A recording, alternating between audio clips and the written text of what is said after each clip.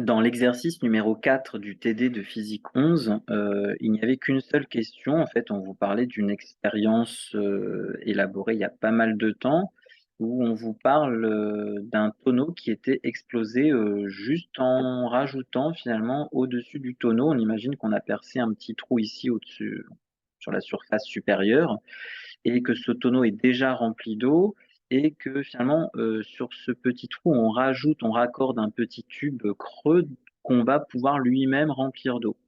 Et on vous dit que si on verse de l'eau effectivement dans ce tube, on constate que pour une certaine hauteur petit h, ici, eh bien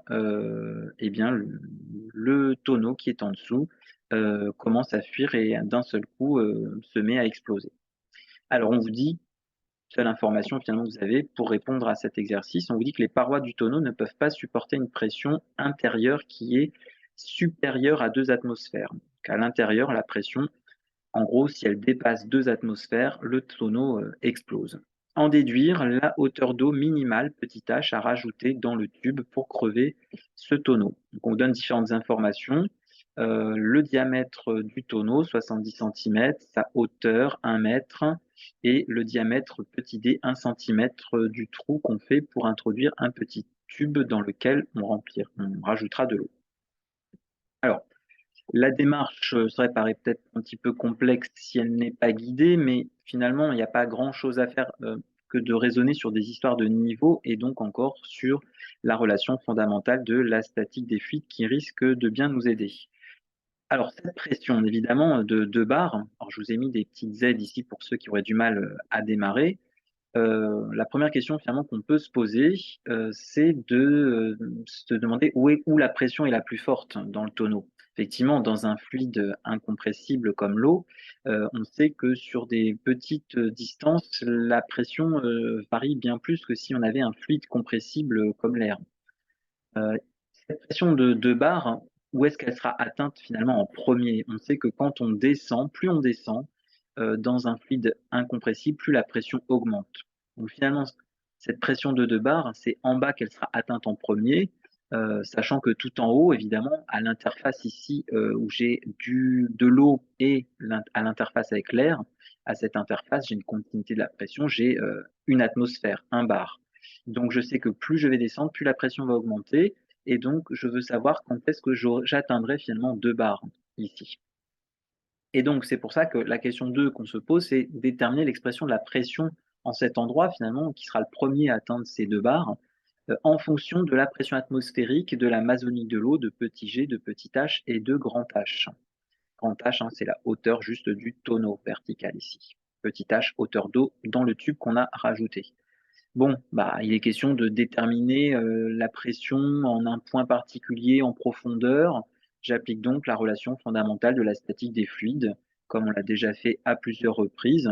Donc, pression la plus forte en bas du tonneau. Je sais qu'à cet endroit du tonneau, j'aurai une pression limite de 2 atmosphères que je souhaite atteindre pour que le tonneau explose et j'applique la relation fondamentale de la statique des fluides. Alors vous allez voir ici, j'ai refait la démonstration. Donc j'ai posé mon axe Z ascendant, un point A qui serait tout en haut, qui est une référence pour moi puisque je connais la pression à cet endroit-là, du fait de la continuité de la pression à l'interface OR, et pression au point B qui est celle qui m'intéresse puisque je sais qu'en ce point, je vais atteindre la pression de 2 bars. Donc j'ai refait la démonstration pour le principe en repartant de la relation fondamentale de la statique des fluides que j'applique pour un axe Z ascendant, dp égale moins ρ de l'eau fois g fois dz, en supposant l'eau incompressible, donc ρ constante, et un champ de pesanteur uniforme, donc g constante, on intègre la relation entre les deux points caractéristiques qui m'intéressent, A et B. Donc ma relation devient intégrale entre PB et PA, je pars du point le plus bas au point le plus haut, de dp est égal à moins l'intégrale de ρ de l'eau g dz.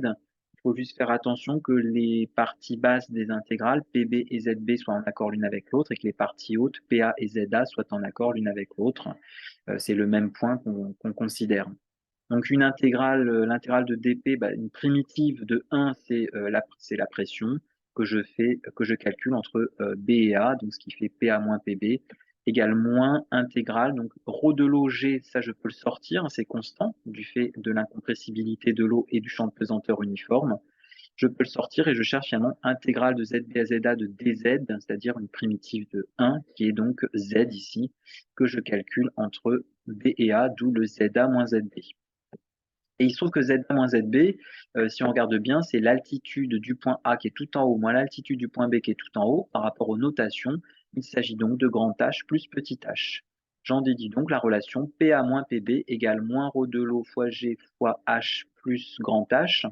Et je vous rappelle que, alors, par rapport à l'énoncé que j'ai rajouté, hein, moi, c'était marqué déterminer l'expression de la pression en cet endroit du tonneau, la pression au point B. C'est vrai que j'ai pas vraiment répondu à cette question, puisque moi j'ai répondu à l'exercice comme s'il n'y avait qu'une seule question. Mais vous pouvez très bien isoler PB d'ici si vous voulez répondre scrupuleusement aux questions d'aide. La question aurait été demandée d'exprimer petit h. Petit h, c'est ce que j'ai fait ici. Je l'exprime directement. Bon, vous reformulez, prenez votre temps pour le faire, mais ça vous donnera cette expression PB moins PA sur ρ de l'eau G moins grand H. Sachant que connaît-on PB, connaît-on PA, ben, PB, on se l'est fixé comme devant valoir deux atmosphères, puisque je veux que le tonneau explose. Et PA, comme je l'ai dit à plusieurs reprises, PA, c'est la pression à l'interface liquide-air, et à l'interface, il y a continuité de la pression, vu que l'air, a priori, est à une pression que je note P atmosphérique, constante et uniforme, je peux remplacer donc ce PA par P atmosphère. On n'a plus qu'à remplacer et faire le calcul. On obtient donc en faisant attention aux conversions, donc PB et PA, donc j'ai mis ça en pascal, hein, 2 fois 1,013 et 1,013 10 puissance 5 pascal.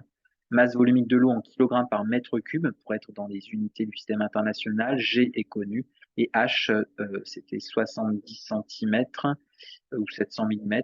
Donc, grand H, attendez, je ne me suis pas trompé sur grand H. Je me suis trompé, donc on va modifier, c'est pas grave, en direct. Grand H vaut 1 mètre.